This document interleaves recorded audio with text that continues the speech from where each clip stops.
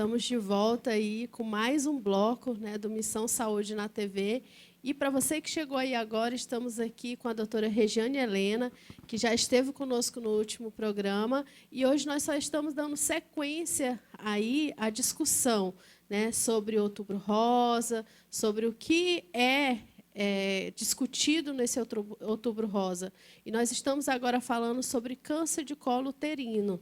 Tá? Então, fique ligadinho aí, não saia daí, que hoje aqui está cheio de informações, né, doutor Marcos?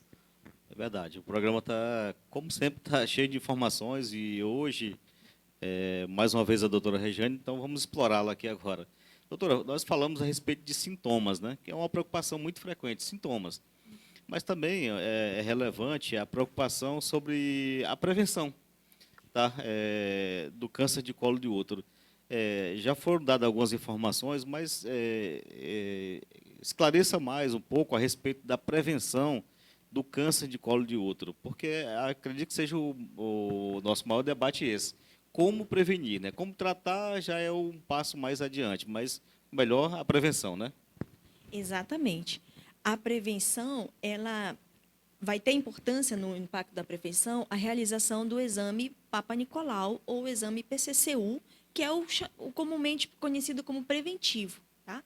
Ele é um exame que deve ser feito para mulheres que são sexualmente ativas, né? E ativas ou que, na verdade, que já iniciaram a atividade sexual. Tá? Mesmo que ela esteja em algum momento em abstinência sexual, de 1 ou 2 anos, ela também deve fazer esse exame. É um exame que ele deve ser anual, tá?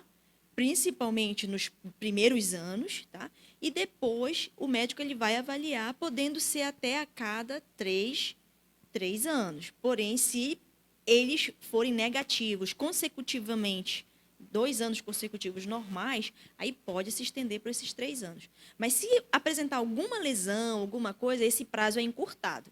Ele vai ser feito a cada 6 meses, se tiver alguma lesão meio que suspeita ou que deixe alguma dúvida, ele tem que ser encurtado e o médico vai saber dizer. A gente tem protocolos no Ministério da Saúde e qual é a frequência que ela deve fazer, tipo no NIC 1, no NIC 2, num ascos, que são umas lesões também suspeitas ali ou intermediárias. Então, essa é uma maneira geral. Mas lembrando, fazendo anualmente não tem erro para a maioria das mulheres. Porque mesmo que passe batido, porque tem um falso negativo também do exame que pode acontecer. Mesmo que fique um falso negativo num ano, no outro ano a pessoa consegue se ter de uma maneira bem mais acurácia, bem maior. Já teve assim, já casos de mulheres que ficaram se perguntando, nossa, mas eu faço todo ano, né? E por que que agora eu fiz o ano passado, não apresentou nada, e esse ano já deu câncer? Isso pode acontecer mesmo, doutora? Isso. Existe aí em torno de uns 15% que pode dar um falso negativo, ou seja, porque depende da coleta, depende do material e depende da fixação que foi feita. Muito importante. Então, depende de várias etapas do exame. Então, ele precisa ser bem treinado, o profissional, para ele colher direitinho dos locais, não só da parte superficial ou da parte apenas a parte apenas da parede vaginal. Tem que se enxergar bem o colo, colher da parte da ectocervice e bem da endocervice também, para poder aumentar aí essa quantidade. Aí vem uma pergunta aqui que eu já escutei também em relação a isso. E aquela mulher que já tirou o colo? Muito precisa boa. fazer preventivo também? Precisa fazer o PCCU, que é aquela mulher que já fez a esterectomia, que já retirou tanto o útero quanto o colo? Precisa realizar ainda, doutora? Muito boa essa pergunta, porque, sim, a mulher que mesmo que tenha tirado o colo, ela precisa continuar a sua rotina. Só que o intervalo é um pouco maior. É recomendável, pelo menos a cada 3 anos, que essa mulher, mesmo que não tenha colo, faça aí a prevenção com o exame de Papa Nicolau. Está ouvindo aí, né? Então, tem que fazer, você não Tem. vai escapar disso. Porque o HPV ele também pode atingir a parte da vaginal, ainda que em menor incidência, mas ele é possível também dar origem a câncer de vagina. Tá? Só aproveitando essa discussão, doutora, até ia aguardar para ver se ia ter mais adiante, mas é doloroso esse exame? Porque em algumas oportunidades, pacientes já relataram que não querem fazer mais porque sentiram dor no momento do exame. Em geral, ele não é para ser doloroso, não, tá? Mas, às vezes, a paciente está tensa, porque a posição ela não é uma posição tão confortável para as mulheres. Pode colocar lá aquela imagem? Olha, aqui, deixa eu só voltar aqui essa, por exemplo, explicar agora que eu posso. Aqui é o útero, certo? E esse aqui é o colo do útero, que tem mais ou menos 3 centímetros aqui de tamanho desse colo, que é essa porção aqui, ok? Só para mostrar. E quando ele vai começando, a gente precisa colher desse canalzinho aqui de uma maneira, pelo menos, boa parte com a escovinha cervical. Tá? Porque tem gente que às vezes colhe superficial demais e a lesão está aqui mais dentro. Aqui tá mais, acaba ficando um falso negativo. Então, é importante, né, na hora da coleta, atentar para uma coleta caprichada. E nisso aqui, às vezes, a gente avisa para a paciente que pode ter uma leve cólica na hora dessa escovinha. Só que é super leve, não é uma coisa que incomoda. Então, a paciente deve estar orientada, olha, agora é apenas uma cólica leve, tá? Que é da parte da endocervical que a gente precisa colher. E, geralmente, ela fica tranquila e nem quando ela espera, não tem a cólica. A próxima imagem também, outra causa que pode dar um desconforto maior, que quando ela fica nessa posição, às vezes ela está muito tensa. E nisso ela tenta contrair os membros inferiores, a coxa, e isso acaba pressionando o espéculo lá dentro e acaba incomodando mais. Mas quando a gente orienta ela, olha, tenta não ficar tão tensa a parte da perna, tenta amortecer a musculatura da perna para não te incomodar tanto assim. Aí ela acaba ficando mais calma e consegue colaborar mais com o exame sem sentir esse desconforto maior. Eu acredito também assim que vai muito do profissional em si, doutora. Eu já observei isso, tá. sabe? Isso é Porque assim, importante. aquele profissional que chega, que conversa, não, vamos deitar aqui, vamos.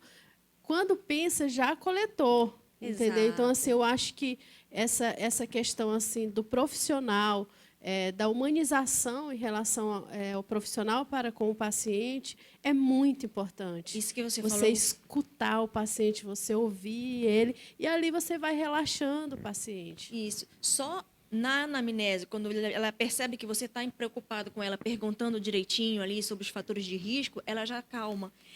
É diferente do que o profissional chegar, bora, agora chega ali, vamos lá, agora vai do exame. Então, isso faz uma diferença. Dá atenção. Exatamente. Você fica tenso, e ela fica né? tensa, não quer nem saber do exame e vai sentir um desconforto, sim, E maior. aí eu estava brincando aqui com a doutora no intervalo, até falei assim, tem mulher que consegue quebrar o espéculo, né? De tanta tensão, né? Exatamente. Você fica muito tenso ali, contrai na hora que coloca o espéculo. Como ele é descartável, né? Ele é um material frágil, ele pode sim quebrar se ela estiver muito tensa. Então fique aí calma, tranquila, né? Que vai dar tudo certo no final, dá tudo certo, né? Dá sim, dá sim. Ela acaba fazendo a sua rotina e aí pode se livrar aí desse problema. Só outra curiosidade também. A respeito, dor não é comum no exame e outro relato é de sangramento. Pós coleta de material. Bom lembrar isso aí. A gente sempre avisa para o paciente assim, olha, eu vou colher agora com a escovinha, tudo bem? Pode ser que sangue, mas é normal esse sangramentozinho, porque a camada do endométrio, a camada interna da endocérvix, ela é muito fina. Então, a hora que você capricha na escovinha, pode gerar um sangramento. Porém, a gente avisando para ela, ela já sabe, ela não se assusta com aquilo. Então, vale a pena lembrar que esse sangramentinho pode ser normal depois da coleta. Ou o sangramento também pode advir de alguma patologia, de alguma doença, ou não? Assim, quando tem... Quando ele é provocado apenas com a mecânica ali do movimento da coleta, não tem tanta ligação assim com a doença. Ele pode estar relacionado à doença quando ela já chega e refere lá na anamnese. Olha, toda vez que eu tenho relação sexual, sangra. Aí aquilo já leva a gente a pensar em algo ali acometendo esse colo, que pode não ser só o câncer, pode ser outras doenças infecciosas locais que aumentam ali o processo inflamatório e podem sangrar. Mas geralmente a anamnese dá uma pista para a gente, a história clínica antes dá essa pista. Por isso a importância do profissional escutar primeiro, ouvir, ter aquela paciência ali para estar ouvindo os relatos da mulher, que aí na hora do exame fica até mais fácil de você entender, né? Visualizar ali o todo, né? E eu já gostaria de fazer a pergunta, doutora, sobre o tratamento, né? Existe tratamento para o câncer de colo uterino? Como que é esses tratamentos? Sim, existe sim, e eles vão depender do estágio que esse câncer foi descoberto. Em estágios bem precoces, ainda em lesões precursoras, os tratamentos são muito leves. Às vezes, uma cauterização do local acometido, às vezes, um CAF, que é uma cirurgia de alta frequência. Aquilo ali, por si só, já tira a parte acometida. Tá? E, conforme vai aumentando a profundidade da lesão, vai precisar de outras cirurgias, até uma panesterectomia, que é onde se retira o útero, né? O colo todo. E se tiver ainda lesões adjacentes, aí vai precisar de quimioterapia, se pegar órgãos à distância, principalmente, tiver umas evidências de que o câncer já foi mais invasivo, né? Pegando ali órgãos à distância, a quimioterapia e a radioterapia também. Tá? Então, varia conforme o estadiamento. Por isso que quanto mais precoce, são melhores as chances de cura e os tratamentos bem menos invasivos. Com certeza. Para cada etapa, então, para cada situação, um tratamento é diferente, né? Ou um conjunto de tratamentos aí, né? Exatamente. Então, é só para frisar mais nessa questão, o diagnóstico estabelecido de câncer de colo de útero, ele não é uma sentença de morte, não, né? Não. Passa pelo estadiamento, as opções de tratamento, é isso, doutora? Exatamente. Ele é um câncer que muito facilmente é tratado quando é detectado precocemente. Por quê? Porque ele não, desde o começo, para ele gerar uma metástase, precisa ter uma lesão muito grande, pegando ali paramétrio, áreas adjacentes ao colo, tá? Mas, em geral, no começo, não. É mais que é local. Então, retirando ali, ou com CAF, ou com a cirurgia mesmo, ou com a esterectomia, e aí aquilo vai para a anatomia patológica e mostra que as margens estão livres, pronto, automaticamente o câncer ele já tem a cura ali. Tá? Agora, quando a margem está comprometida, quando tem linfonodos comprometidos na cavidade, aí já precisa de algo a mais, sistêmico. Aí só reforça o que nós estamos discutindo, né? A prevenção, né? A prevenção é maravilhosa, é fantástica, porque você pode apenas fazer uma cauterização ali no NIC2, já, entendeu? Ou precisar de um CAF, já conseguir eliminar ali, tá? A gente já discutiu aqui, a senhora já falou um pouco a respeito do HPV. Então, agora eu gostaria de saber assim, que a senhora falasse um pouquinho mais a relação do HPV com o câncer de colo uterino, doutora. Explica para a gente mais a respeito disso. Ok. O HPV, que é o papiloma vírus humano, existem mais de 200 sorotipos catalogados, né? Só que os que causam o câncer de colo são aqueles considerados, são os oncogênicos, ou seja, aqueles que têm um potencial maligno, né? E quando ele atinge as células por microabrasões ali na atividade sexual, né? Ele acaba interagindo com o material genético dessa célula. E essa célula acaba perdendo ali o controle da sua divisão celular. Então, ele acaba mandando a célula se multiplicar exageradamente por essa interação no DNA da célula, provocando ali o tumor. Só que, assim, a gente sabe que tem outros HPVs que não estão ligados ao câncer. Então, é bom fazer essa correlação, porque existe aqueles HPV simples que causam verrugas em pele, outros que não têm a ver com a questão sexual. Tá? Agora, verrugas genitais já são outro tipo de HPV, principalmente com destaque o 6 e o 11, tá? E o outro do colo tem um destaque no 16 e o 18, que são os mais oncogênicos associados aí ao câncer de colo.